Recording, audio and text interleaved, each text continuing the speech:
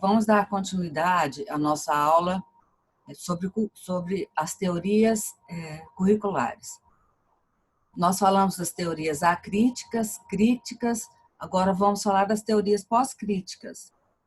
Como vocês perceberam, as teorias curriculares, elas refletem diretamente os movimentos sociais ocorridos historicamente.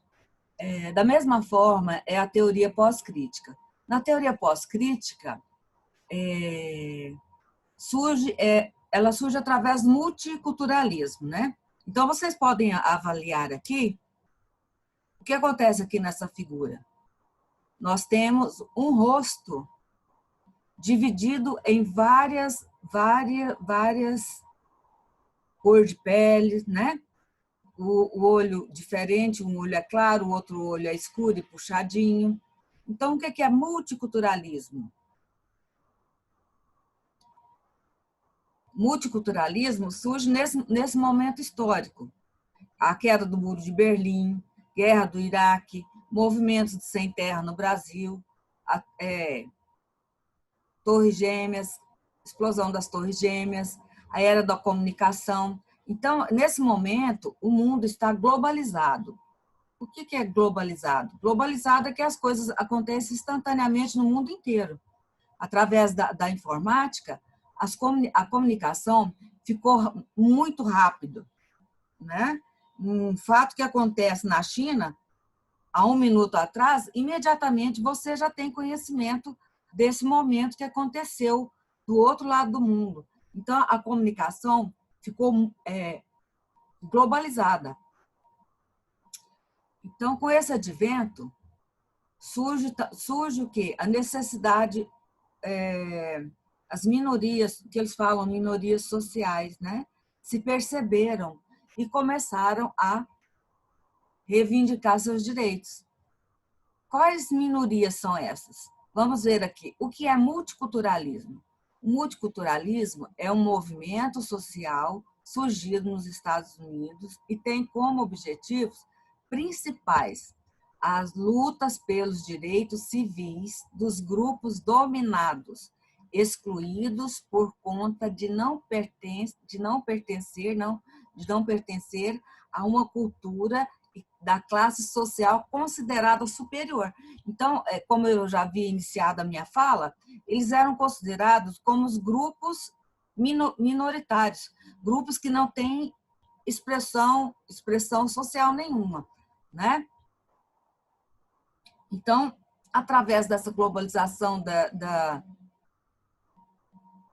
dessa comunicação instantânea, os grupos com o avanço da tecnologia e tudo, esses grupos começaram a se perceber no mundo inteiro, né? Ensinar é promover encontros. Você já percebeu, quem trabalha em escola já percebeu algumas iniciativas nesse sentido? Então, vamos lá. Uma pergunta que eu fiz. O que é multiculturalismo na escola? Certamente, multiculturalismo é um movimento teórico e apresenta-se como prática social que contesta preconceitos. Então, basicamente, eles vão trabalhar para eliminar os preconceitos. Quais são esses preconceitos? Preconceitos e discriminações a indivíduos e grupos culturais, muitas vezes submetidos a processos de rejeição ou silenciamento por sua condição de pertencimento identitário. Identitário, vem de identidade, né? Diversos dos padrões definidos como válidos. Quais os padrões que nós tínhamos, então, até o momento? Os padrões válidos que nós tínhamos antes é o quê? A cultura europeia. O mundo inteiro, fora da Europa, foi colonizado pelos europeus. A América do Sul foi colonizada pelos povos ibéricos, a América do Norte pelos anglo-saxões, Austrália pelos anglo-saxões, África pelos anglo-saxões. Então, o padrão de cultura que nós tínhamos é o padrão de cultura europeia. E, a partir do surgimento do multiculturalismo, o que foi acontecendo no mundo? Essas minorias começaram a reivindicar os seus direitos. O direito de quê? O direito de ter sua cultura valorizada, o direito de ter sua pele valorizada, né? O direito da sua sexualidade, de escolher a sua sexualidade e não ser discriminado por isso. Então, multiculturalismo é isso. O próprio nome já diz, multi quer dizer várias, cultura, várias culturas, né? A coexistência de várias culturas dentro da sociedade, eliminando os processos de quê? De rejeição e silenciamento. Esses grupos minoritários, eles não querem afrontar ninguém. Eles querem o respeito e o direito à cidadania que todos nós temos, né? Há muito pouco tempo, não tinha o que dentro das escolas? Não tinha as pessoas ditas, né, com necessidades especiais, nem na escola, nem na sociedade. Então, com isso, o que aconteceu? Os espaços sociais se organizaram para receber os cadeirantes, para receber os deficientes auditivos, os deficientes visuais. Vocês já perceberam as mudanças que ocorreram na nossa cidade? As calçadas são preparadas para acessibilidade, as calçadas são preparadas para que os cegos andam. Vocês já perceberam? Ali em frente ao shopping da Várzea Grande foi todo reformulado. Para quê? Nas calçadas já tem as marcas para que os deficientes visuais andem. Os telefones já têm chamada para deficiente auditivo. Então, isso está acontecendo num espaço de tempo muito pequeno. E vocês, mais uma vez, eu chamo a atenção de vocês, nada acontece fora do momento histórico que a gente vive. Então, vocês viram todas as correntes teóricas curriculares que nós vimos, né? Então, cada corrente curricular, ela está ligada diretamente ao momento histórico em que nós vivemos, certo? Então, assim, as coisas não acontecem num passe de mágica. Tudo tem seu porquê e seu significado dentro do momento histórico, né? Então, vamos lá. Visão pós-crítica de currículo. Aqui, ó, no limiar do século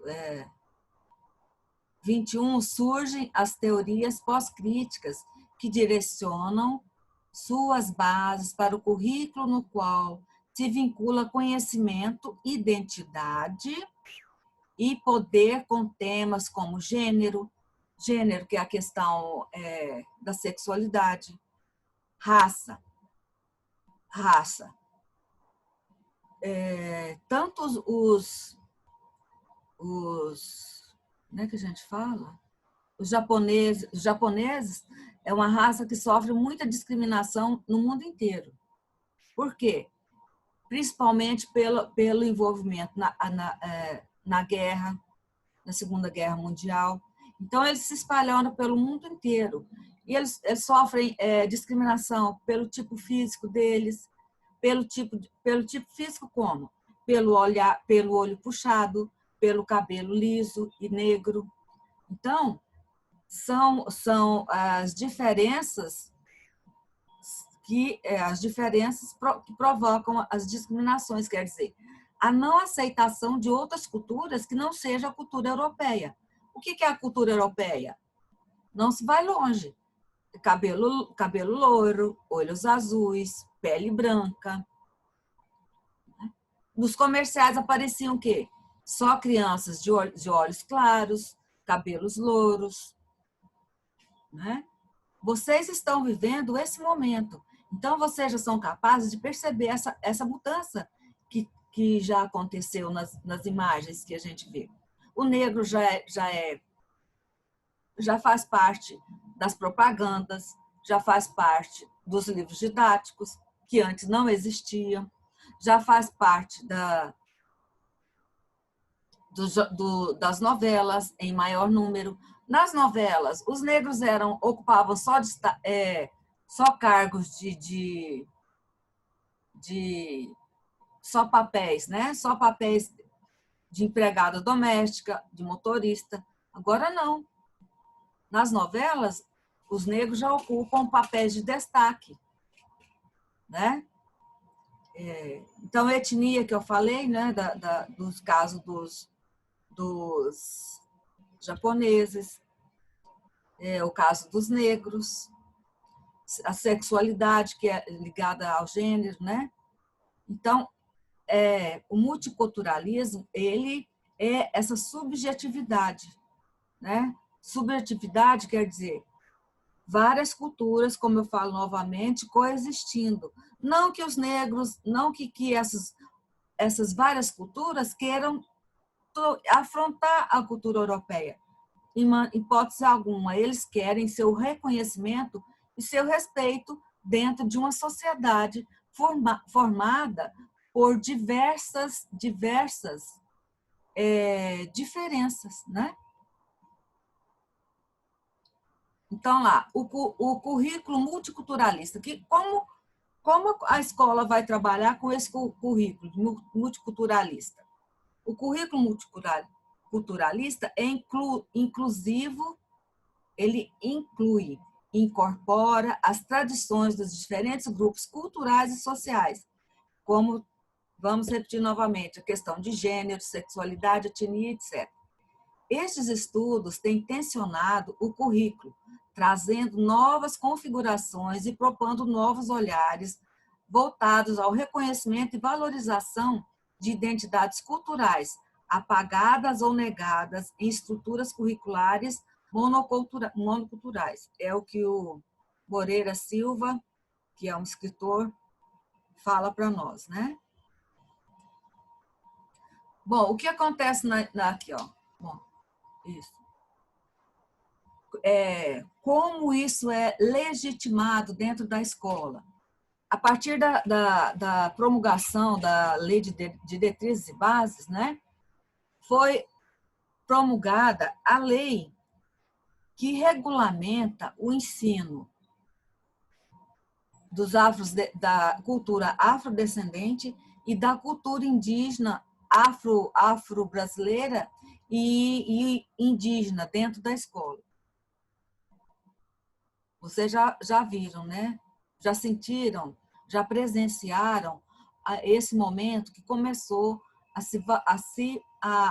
gente a valorizar as culturas afro-brasileira e a cultura indígena.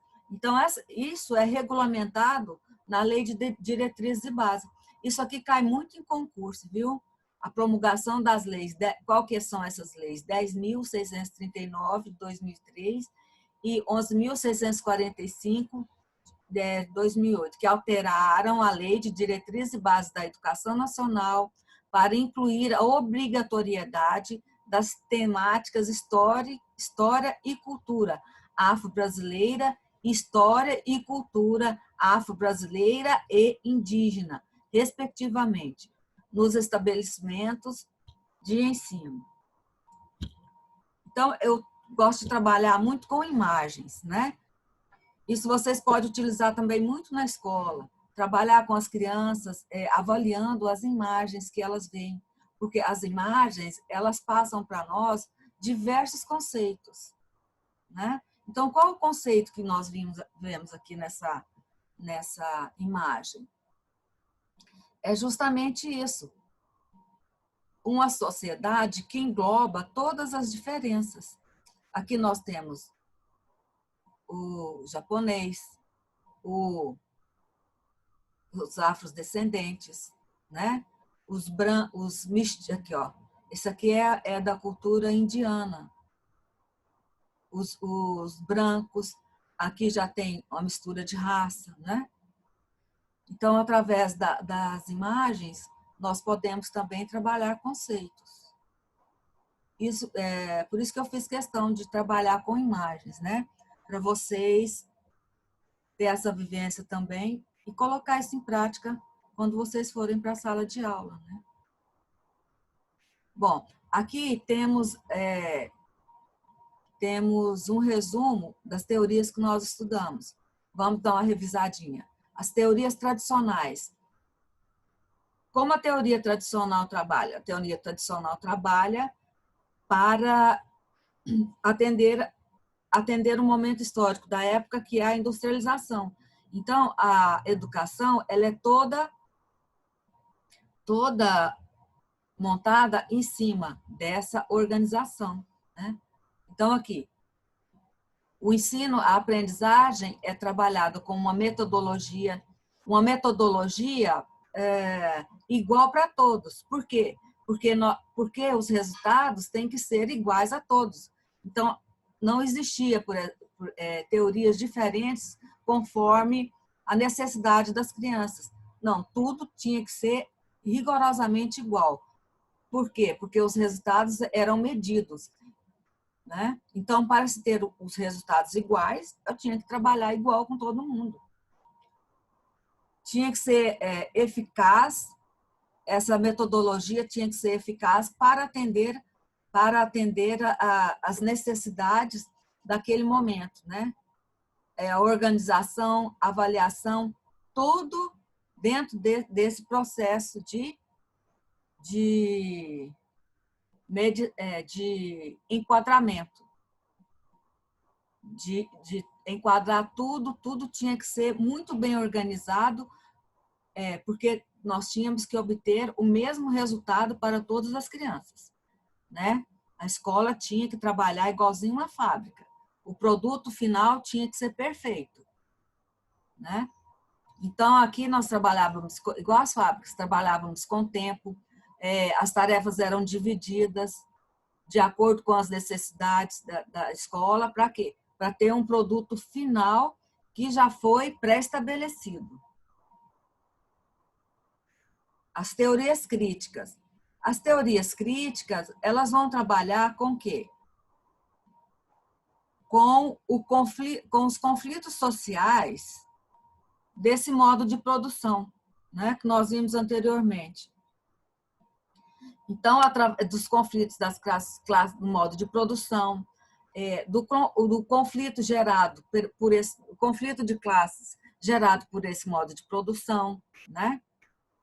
A reprodução, essa reprodução social dentro das escolas, né? O poder de dominação das classes dominação das classes dominantes é redundante, mas é assim. Então, como que isso acontecia? Através da ideologia, através das ideias perpassadas pelas instituições sociais, que é a escola, a igreja, né? A política. Então, esse poder era legitimado por essa ideologia que era passada. Então, isso aí gerou o quê? Nas classes trabalhadoras? Gerou a exclusão da classe trabalhadora, porque o conteúdo trabalhado dentro da escola era o conteúdo que legitimava a classe dominante, certo?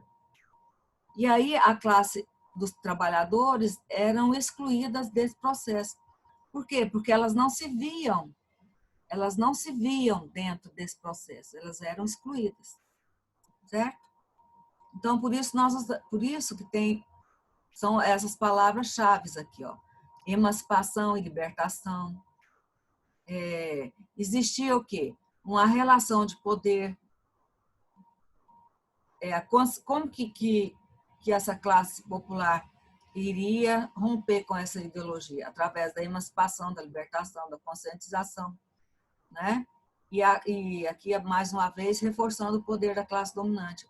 A reprodução dessa sociedade, a produção social e cultural dessa classe dominante, né? Então, isso daí é o quê? São as teorias críticas, que criticam essa relação de poder, certo? Nós já vimos. Vamos lá. E as teorias pós-críticas que acabamos de ver agora, que surge o quê? Surge o multiculturalismo, baseado em quê? Baseado na identidade. Cada um quer ter sua identidade reconhecida e respeitada, né? Alteridade e gênero, aqui, ó, gênero e raça e etnia, certo? Saber, poder, né? A subjetividade e as diferenças.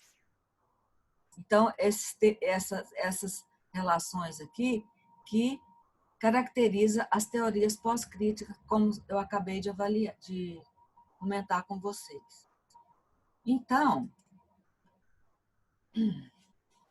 para se estabelecer o currículo, né, o currículo é feito, é elaborado de acordo com a sociedade que nós vivemos, né? Porque a escola é o reflexo desse momento social. Então, quais as formas de currículo que nós temos dentro da escola? Além de todas dessas tendências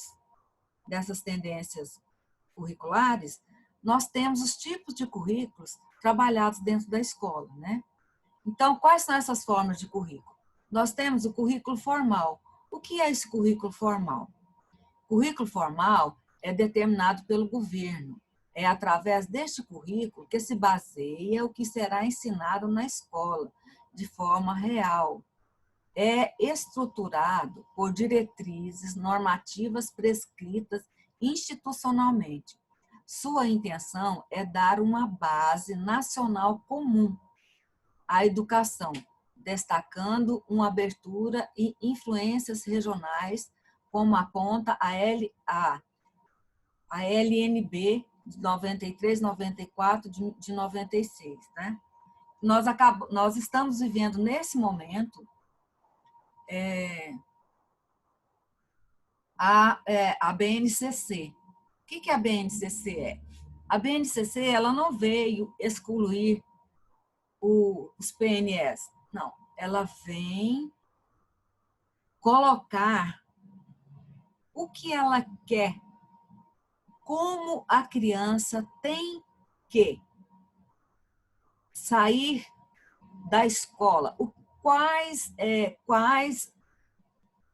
as competências que ela tem que dominar ao sair da escola, né?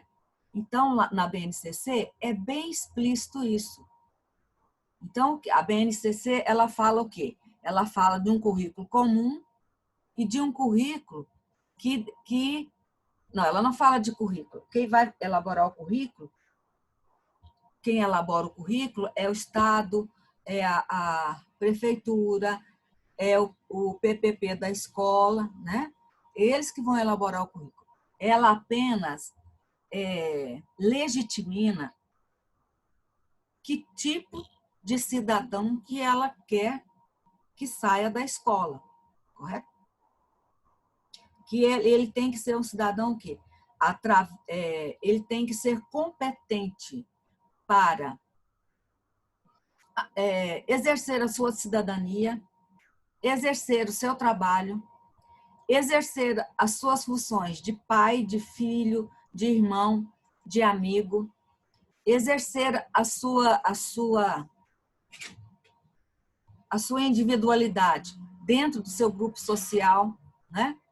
Então, aí é uma outra história que vocês já viram a BNCC, né? Só para exemplificar para vocês uma faceta do currículo, né? Então, esse currículo formal é o que vem determinado pelos órgãos competentes. Quais são os órgãos competentes? As secretarias de educação, né? Que é estadual, municipal. Então, eles determinam o currículo, que determinam a base comum, né? Que, através das influências regionais e das influências multiculturais, nós elaboramos o currículo de cada região, né? Currículo real é constituído pela prática do ensino do professor, é o que está sendo aprendido pelos alunos. Assim, o currículo real é o segundo passo no ensino. Ele é a contextualização do currículo formal. Uma característica desse tipo de currículo é que ele pode ser mudado de acordo com a percepção de ensino dos professores. Ele pode se mudar de estratégia a fim de que os alunos possam aprender mais. O currículo real é o currículo propriamente, é o currículo vivenciado dentro da sala de aula, né? Então, quem vai delimitar esse currículo é o professor. Mas o professor, ele tem já qual currículo que ele já tem? O currículo que já vem, o currículo que dá base comum e o currículo elaborado com as influências regionais. E ele vai pegar esse currículo e vai fazer adequação para os seus alunos, né? Usando as estratégias, usando os meios que ele tem em mãos para que aquele aluno possa absorver todo esse tipo de conhecimentos e ser competentes no que ele está aprendendo, né? E tem também o currículo oculto. Mas que currículo é esse, currículo oculto? Oculto. Oculto quer dizer que eu não vejo, né?